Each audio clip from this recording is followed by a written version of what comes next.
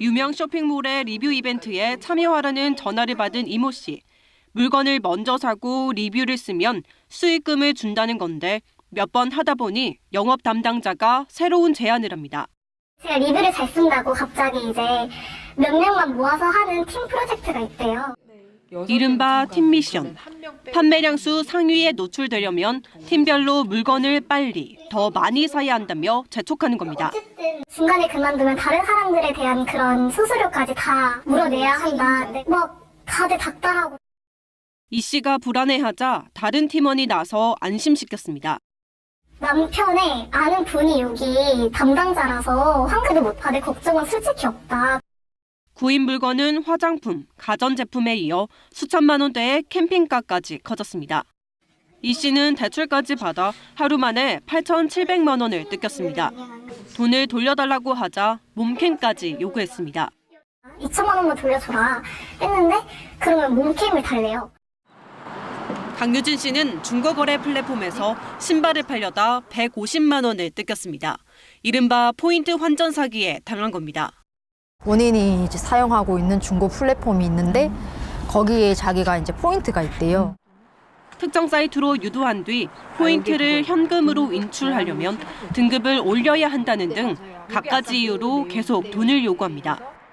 신규 회원이라서 골드 회원으로 등급을 올려야 이제 그 금액을 출금 가능하다고 해서 피해자들을 압박하고 판단할 시간을 안 주는데 보이스피싱처럼 불법 자금 세탁, 국세청 등을 내세워 겁을 줍니다. 지난해 이커머스 피싱 피해액은 4,800억 원으로 보이스피싱 피해액의 60%를 넘었습니다. KBS 뉴스 윤아림입니다. 취재진이 만난 피해자들은 김모 씨에게 속았다고 입을 모았습니다. 몇 명이나 속았을까? 사기 정보 공유 사이트 더치트와 함께 분석해봤습니다. 김 씨 이름으로 사용한 계좌만 284개, 연관된 아이디는 258개가 추적됐습니다. 지난 한 해 접수된 피해만 790건, 피해액은 3억 7천만 원이 넘습니다. 다른 사기 피의자들도 살펴봤더니 한 사람당 100개 넘는 계좌와 아이디가 추출됩니다. 이런 조직범죄의 특성상 연관된 계좌를 통해서 수천만 원에서 수억 원까지의 피해 규모가 발생되고 있습니다. 피해자들은 속아서 돈을 보내기까지 여러 명이 등장했다고 말합니다. 팀 미션 사기를 당한 이 씨의 경우 처음 연락한 영업 담당이 마케팅 담당 A를 연결해 줍니다. 그러고는 팀 미션 알바를 해보라며 다른 마케팅 담당 B와 4명의 팀원이 있는 채팅방으로 연결합니다.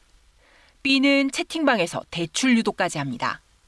지금 너무 불안하다 했더니 자기가 실제로 받았다 하면서 인증을 해주는 거예요. MD라는 사람한테 물어봐가면서 대출까지 받았어요. 사기를 의심하고 돈을 돌려달라고 하니 이번엔 재무 담당이 연결됩니다. 등장인물만 8명입니다. 경찰은 이커머스 피싱도 보이스피싱과 유사한 조직범죄로 바뀌고 있는 걸로 보고 있습니다. 물품 판매라든지 그다음에 계좌를 모집한다든지 또 자금을 세탁한다든지 역할을 분담해서 조직적으로 발전하는 형태가 최근에 확인이 되고 있습니다.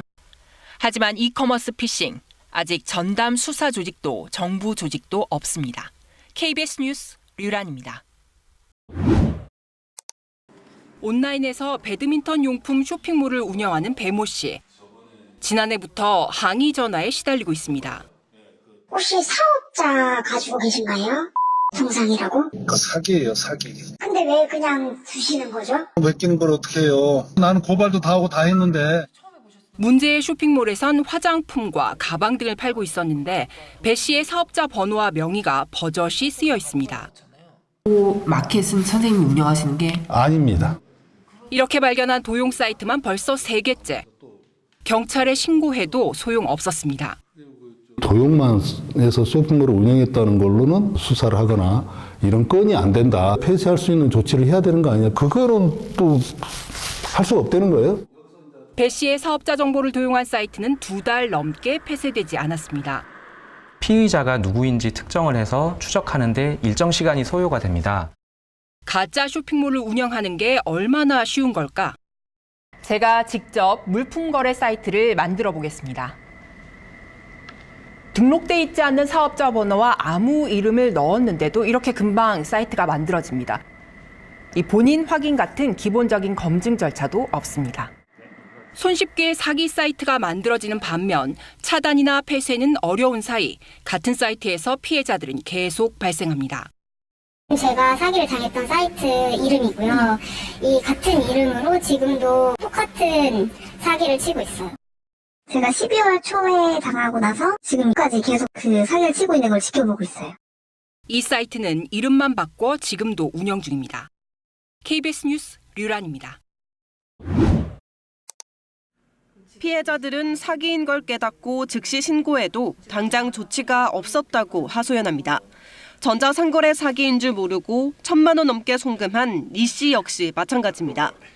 보이스피싱 관련해서는 법이 있는데 일반 사기는 법이 없어서 계좌 지급 정지도 어렵다고 하시고, 보이스피싱은 피해자가 요청하면 은행에서 해당 계좌에 대해 즉시 출금을 금지합니다. 하지만 이 법에 전자상거래 사기는 빠져 있습니다. 경찰이 수사를 하고 은행에 공문을 보내야 지급 정지가 가능한데 그 사이 돈은 사라집니다. 보이스피싱이나 일반 사기나 어쨌든 같은 사기잖아요. 피해 구제는커녕 수사조차 쉽지 않습니다. 다 개법이에요. 이게 쉽게 해결될 것 같으면은 이런 범행을 아무도 안 할 거예요. 입금 전 아니면 송금 과정에서라도 막을 방법은 없을까? 이건 은행 자율에 맡겨져 있습니다. 일부 인터넷 은행의 경우 더치트 같은 전문가 집단과 연계해 사기 의심 계좌에 송금하려고 할 경우 알림 팝업을 띄워주기도 합니다. 다른 은행들도 자체적으로 위험 계좌 블랙리스트를 만들어 관리한다는데 모두 제각각입니다. 이러다 보니 사기꾼들이 피해야 할 은행을 정해주는 경우도 생깁니다. 토스나 이제 카카오뱅크는 사용하지 말라고 했는데 확인이 오래 걸려서 안 된다는 식으로 그냥 핑계를. 피해자를 보호할 법도 대책도 없는 상황. 지난 3년 동안 전자상거래 피해는 30% 넘게 늘어 지난해에는 10만 건을 넘겼습니다. KBS 뉴스 윤아림입니다.